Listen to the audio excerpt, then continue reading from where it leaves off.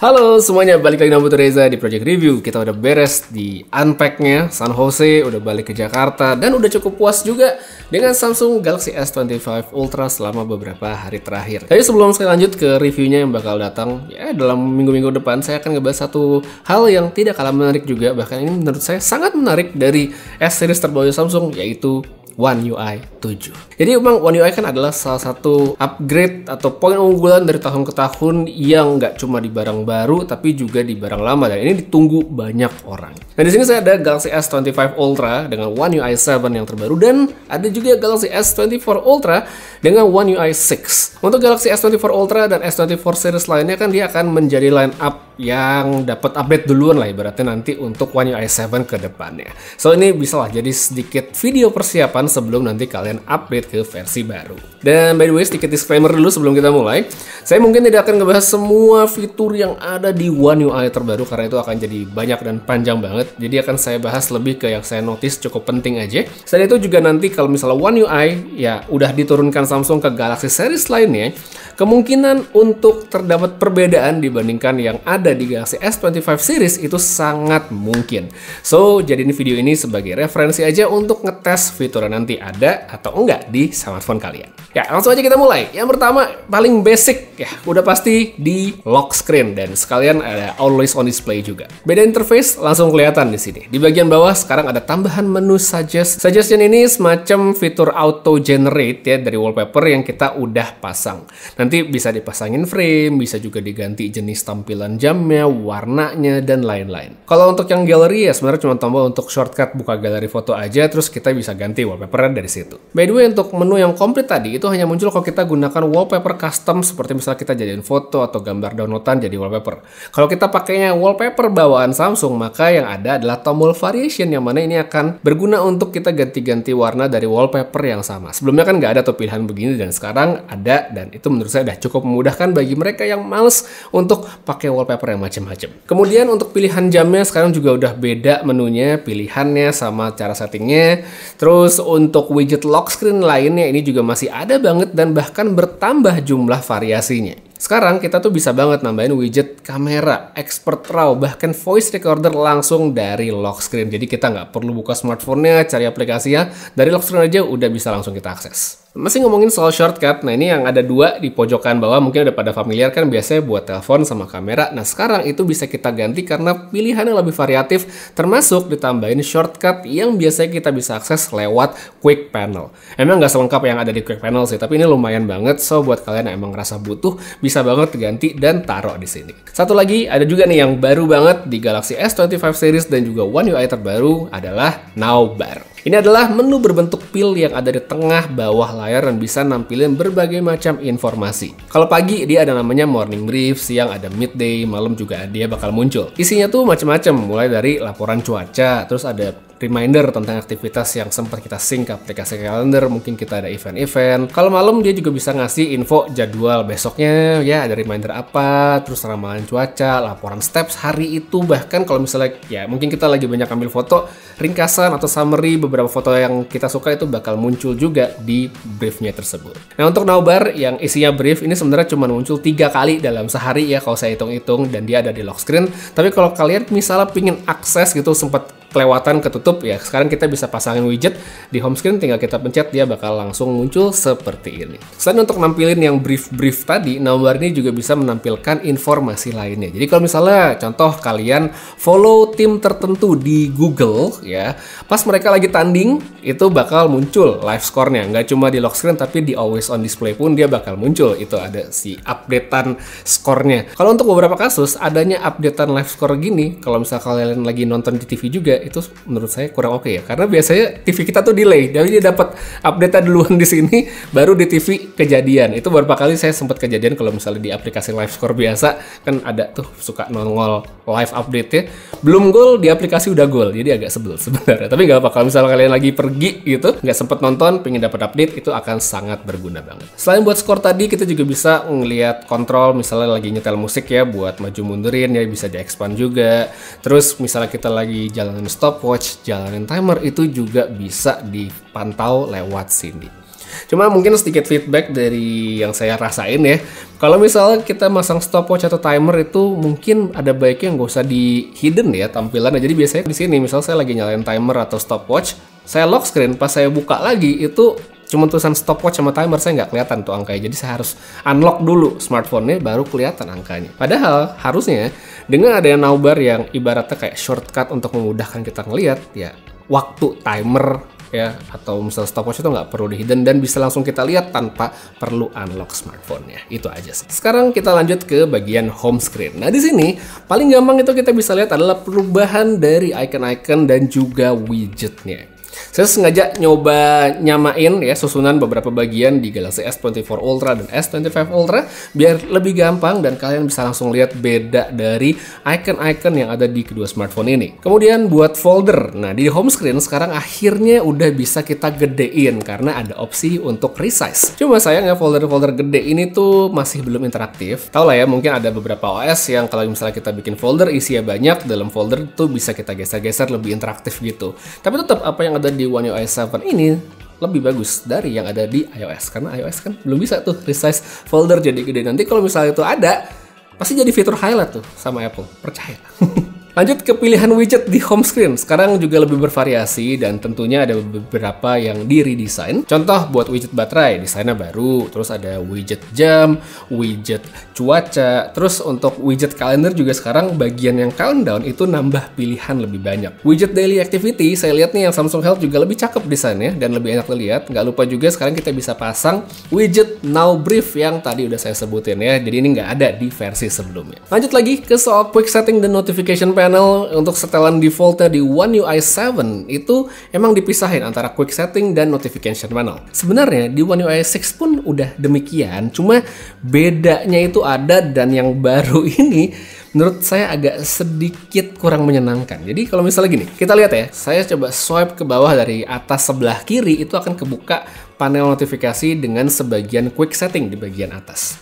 Nah kalau yang baru itu mentok udah cuma buat notification doang, sedangkan kalau kita pengen buka quick setting harus swipe lagi dari atas sebelah kanan. Nggak asiknya lagi buat mereka yang aktifin swipe dan for notification panel ya dari layar manapun. Nah dengan panelan terpisah itu kita jadi tidak memudahkan, karena kalau kita swipe ke bawah itu ya udah mentoknya di notification panel, jadi harus tetap swipe ke bawah dari atas kanan untuk membuka quick settingnya. Untungnya Samsung masih ngasih opsi untuk kita kembali ke settingan lama ala One UI 6 dan saya dengan senang hati pakai settingan yang itu aja karena akan sangat memudahkan dibandingkan yang baru. Habis itu untuk susunan kotak-kotak nih di quick settingnya ini juga aneh banget ya.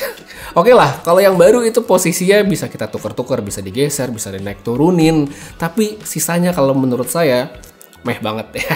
Simpelnya yang baru itu saya ngeliatnya kayak boros tempat. Di One UI 6, tombol-tombolnya tuh langsung kelihatan ya, langsung dijembreng, tinggal kita geser-geser aja dan itu menurut saya lebih memudahkan. Tinggal kita geser-geser aja kayak ada kotak foldernya sendiri gitu, semuanya terpampang termasuk slider brightness. Nah yang baru, entah kenapa Samsung memilih untuk ngumpetin sebagian icon dari quick settingnya, jadi cuma ada berapa nih? Ada 8 aja yang muncul secara default.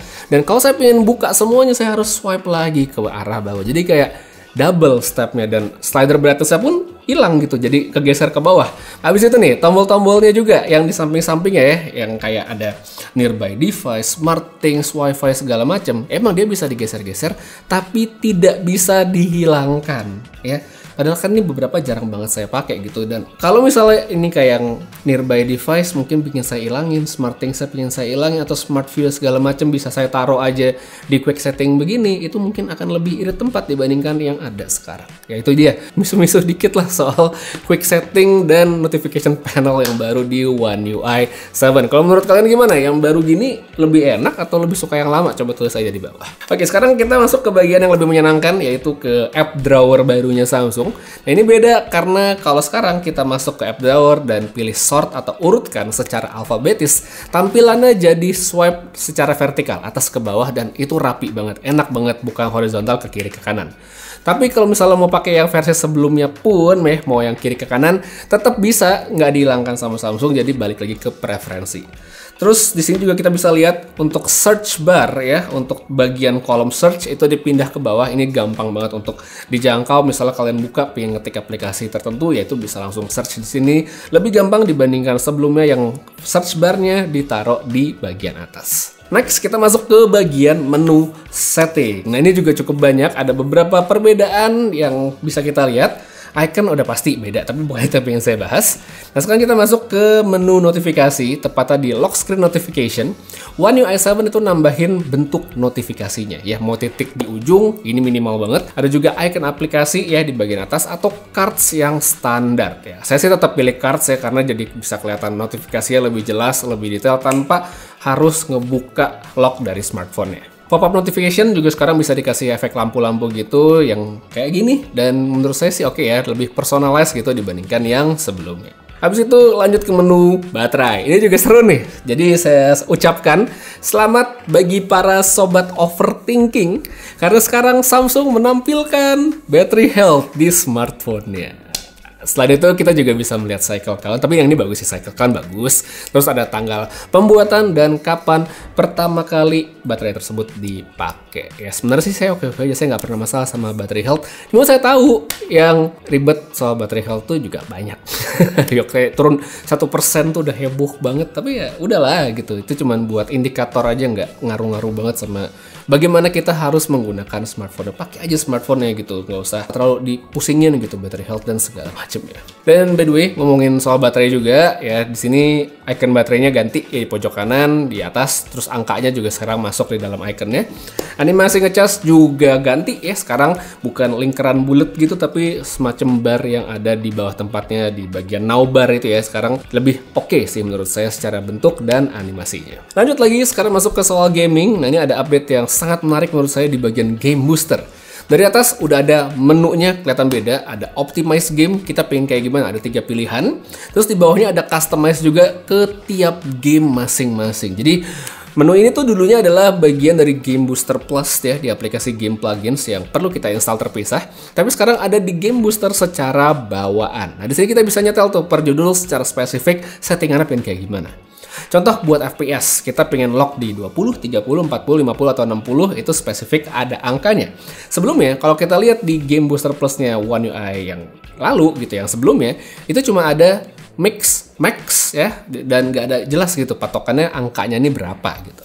Kalau yang baru sekarang udah ada angkanya. Terus balik ke menu utama, di sini kita bisa lihat ada juga motion smoothness di gamenya, kita bisa atur. Kalau saya setel di 60 Hz saja karena game utama saya kan game-gamenya Hoyo, yang mana kalau di Android itu masih di lock di 60 fps aja. Jadi kalau saya pakai di 120 fps itu kayak pemborosan sebenarnya. Jadi saya pakai di 60 aja, di lock di situ. Terus untuk bypass charging masih ada banget, sedangkan ya kalau kita lihat menu sisanya sih sama aja ya, bisa langsung dicek sekarang. Kemudian kalau misalnya kita lihat in game-nya nih, tampilan in game-nya si Game Booster pas lagi main ini juga lebih bagus, lebih enak dilihat. Ada pilihan tools yang lebih gampang diakses, serta ada pop-up apps ya, kali aja pas kita lagi main pingin buka aplikasi secara cepat. Lanjut lagi ke bagian yang sangat penting untuk banyak orang, tidak lain tidak bukan bagian kamera ya, karena menurut saya di sini perubahannya lebih bagus dan bikin experience itu lebih oke. Yang paling penting sekarang tombol-tombol menu itu pindah ke bagian bawah ya. Jadi ada bagian kotak di sini di samping zoom, itu kita bisa buka dan dia akan expand. Di situ akan muncul settingan-settingan yang sebelumnya ditaruh sama Samsung di bagian atas. Ini udah bagus banget ditaruh di sini karena jadi lebih gampang dijangkau. Cuma saya agak bingung sebenarnya sama apa yang ada di pikiran desainer Samsung sebenarnya. Ini udah dipindahin di bawah nih bagus, tapi di atas tetap ada gitu. Jadi kayak double, atas bawah tersedia gitu ya tombolnya. Bahkan ini mayoritas sama gitu, yang di bawah ada, di atas juga ada. Kayak settingan flash, settingan resolusi, motion foto, sama filter itu tuh nggak harusnya ada di 2 tempat seperti ini, atas bawah dibikin double. Itu agak aneh menurut saya. Mungkin desainer mikir daripada atas kosong gitu gue isi aja gitu dengan icon yang sama, tapi ya itu dia, menurut saya agak redundant lah bahasa kerennya. Tapi di atasnya juga ada satu tombol yang saya suka dan tidak tersedia di settingan di bawah, yaitu untuk mati hidupin watermark. Ini guna banget sih karena memudahkan pas kita mungkin pingin foto dengan atau tanpa watermark. Kalau sebelumnya kita pingin mati hidupin watermark, kita harus menyelam dulu ke menu setting ya, dan itu butuh cukup banyak step. Sekarang ada satu tombol yang ditaruh di pojokan atas kayak seperti ini. Harusnya ini tombol juga bisa kali diselipin aja gitu di settingan bawah gitu. Jadi atasnya dibikin kosong aja gitu. Lebih clean malah. Cuman itu balik lagi, mungkin pengennya dilihat supaya nggak kosong-kosong amat, makanya juga ditaruh di bagian atas. Masih dari salah satu bagian menu juga nih, sekarang saya harus ngebahas tentang bagian filter. Ini juga bagus banget update yang terbaru. Saya nggak tahu ini apakah memang bagian dari S25 Ultra atau mungkin One UI 7, nanti kita bakal lihat juga, tapi ini oke banget. Nah sekarang filter itu nggak cuma sekedar kita bisa pilih warna terus ngatur intensitas filternya toh. Tapi sekarang disediakan slider untuk kita ngatur saturasi, kita bisa ngatur kontras, temperatur, dan yang paling saya suka, mereka menyediakan opsi film grain. Ya, buat yang nggak paham, mungkin film grain ini dikira fotonya jadi bikin noisean gitu, jadi jelek ya. Cuma buat yang suka atau pingin bikin fotonya lebih kelihatan nyeni lah ibaratnya, film grain ini oke banget. Sebelum pada bilang, bang ini kan mirip banget sama photographic style yang ada di iPhone. Nggak salah, betul, mirip. Cuman approach-nya atau bagaimana Samsung bikin menunya menurut saya lebih komplit. Ya karena ada saturasinya sendiri, ada kontrasnya sendiri. Bahkan ya itu dia, film grain yang tidak tersedia di iPhone. Ya di iOS itu nggak ada tuh yang namanya film grain. Jadi di sini menurut saya lebih lengkap. Lanjut lagi, setelah tadi kita ngeliat menu, ada satu juga di bagian grid atau misalnya composition assistant. Kalau sebelumnya kita ngaktifin grid, ya nanti itu selain kotak-kotak kita cuma akan dikasih garis level di tengah untuk nunjukin handphonenya miring atau enggak. Nah di versi baru kita bisa pilih mau nyalain gridnya atau misalnya pingin ngasih levelnya, atau bisa juga levelnya itu nggak cuma buat miring kiri kanan tapi juga bisa ngelihat ke atas sama bawah. Ini menurut saya oke banget, akan sangat memudahkan dan sangat ngebantu bagi mereka yang pingin dapetin komposisi terbaik pas ngambil foto atau video. Jadi itu dia perubahan-perubahan yang saya bisa bilang umum hadir dari segi user interface yang Samsung pasang di One UI 7 di Galaxy S25 Ultra. Semoga aja ini nanti pada nurun ke smartphone lainnya lewat software update ya, tapi nanti kita akan lihat apakah memang seperti itu atau enggak. Cuma kalau kita melihat bagaimana track record Samsung yang cukup baik hati untuk menurunkan fitur-fitur baru ke smartphone lamanya, ya sepertinya sih tidak menutup kemungkinan ya. Kayak Galaxy S24 Ultra akan mendapatkan experience One UI 7 yang mirip seperti smartphone yang lebih baru. Dan by the way, satu lagi nih sedikit aja sebelum closing, saya pengen nambah ngomongin tentang Galaxy AI. Ya jadi kalau di Galaxy S25 series ini sebenarnya ada beberapa fitur yang update ya, ada beberapa fitur yang update. Jadi mungkin ini belum tentu turun ke versi yang lama, tapi pengen saya omongin aja sedikit sekarang. Karena beberapa fitur sekarang sudah memungkinkan untuk pemrosesan on device. Jadi tidak membutuhkan koneksi internet lagi. Contoh kayak writing assist ya. Emang ada limitasi dari segi fitur di mana dia tidak bisa summarize ya. Terus untuk bahasa juga ada beberapa saja yang bisa untuk pemrosesan on device, tapi intinya sudah bisa. Untuk bahasa Indonesia sendiri dia belum bisa on device dan masih membutuhkan koneksi internet. Mungkin nantilah di update-update ke depannya baru kita bisa menggunakan bahasa Indonesia secara on device. Habis itu untuk fitur lain seperti generative edit termasuk untuk object eraser, sekarang di Galaxy S25 series itu bisa dilakukan on device tanpa sambungan internet lagi. Jadi misal saya compare nih dengan Galaxy S24 Ultra, saya matiin semua koneksi termasuk Wi-Fi segala macem. Ya, di S25 Ultra saya masih bisa tuh untuk melakukan object eraser, pindah-pindah segala macam, sedangkan yang di versi sebelumnya itu harus ada internet ya. Terus ada juga fitur Drawing Assist. Ini nggak banyak diomongin sama Samsung pas launching mereka, padahal ini sebenarnya ada peningkatan yang cukup signifikan perubahannya. Ya kayak Samsung diem-diem aja gitu. Sekarang kita tetap bisa nge-sketch ya, gambar, terus pengen di-generate, bahkan kita bisa ngatur sketch akurasinya itu seperti apa, mau yang low aja jadi misalnya kita gambar nanti dia bisa generate yang bentuk lainnya, atau yang strict gitu ya, misalnya kita gambar kucing lagi tidur ya gambarnya akan jadi kucing lagi tidur gitu, jadi lebih akurat ibaratnya. Habis itu kita juga bisa untuk masukin foto untuk ngegenerate sebagai referensinya, kita juga bisa tambahin teks untuk semacam ngeprom atau ngasih tahu detail lebih lengkap ke AI saat pemrosesannya. Kalau udah jadi, kita bisa lagi tuh nge-generate ya yang lain mungkin kayak kurang puas, dan kalau udah dapet yang pas bisa kita jadiin stiker juga. Fitur ini emang masih perlu koneksi internet ya, belum on device tapi cakep banget secara pemakaian dan mungkin nggak banyak diomongin sama Samsung soal ini emang mirip dengan image playground yang terdapat di iOS. Tapi balik lagi, dengan disediakan Samsung di ekosistem mereka ya, mungkin banyak yang bilang, wah makin mirip iOS dan segala macam ya. Mungkin memang betul seperti itu, tapi memang kan Apple sama Samsung itu saling berkompetisi. Jadi Samsung dengan membuat fitur yang mirip, bagaimana approach fitur mereka yang mendekati apa yang dilakukan di brand sebelah, ya kan seperti ingin kayak menggoda user-user yang ada di ekosistem sebelah untuk mencoba ya fitur yang mereka miliki, karena ya mereka juga menawarkan fitur yang sama. Jadi tidak ada alasan bahwa yang sana bisa sini enggak ya. Sekarang dua-duanya udah bisa, tinggal kita pingin pakai yang mana. Begitulah kurang lebihnya dari One UI 7 yang ada di Galaxy S25 Ultra dan S25 series lainnya. Kalau menurut kalian gimana untuk update yang ada di sini? Oke atau enggak? Apa yang kalian suka? Langsung tulis aja pada kolom komentar di bawah. Ya, kayaknya segitu aja dulu untuk review kali ini tentang One UI 7 nih. Jadi kayak review sebenarnya One UI 7. Makasih banyak tonton sampai habis. Nanti sampai ketemu lagi di video berikutnya tentang review dari Galaxy S25 Ultra dan mungkin Galaxy S25 series lain. Jadi tungguin aja, subscribe dulu supaya nggak ketinggalan. Putri Reza pamit. Sampai ketemu lagi di video berikutnya. Dan seperti biasa, have a nice day.